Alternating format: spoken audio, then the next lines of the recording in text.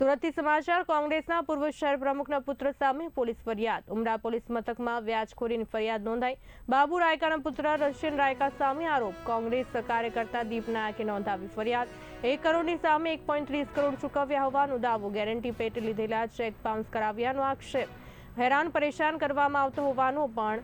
આરોપ છે 1.90 કરોડની પઠાણી ઉઘરાણીનો આક્ષેપ છે ઉમરા પોલીસે મામલે ગુનો દાખલ કર્યો છે રુશિયન રાયકા કરીને આરોપી છે એમના વિરુદ્ધ મેં ફરિયાદ કરી છે મારો એમની સાથે 2018-19ની સાલમાં એક વ્યવહાર થયો હતો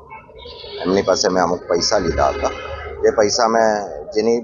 પૈસા જે હતા એ મૂળ રકમ પાછી આપી હતી તે છતાં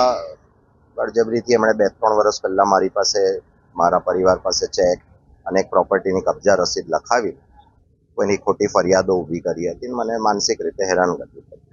તેથી મેં પોલીસમાં ફરિયાદ નોંધાવી અને કાલે ઉમરા પોલીસ સ્ટેશને એફઆઈઆર નોંધી.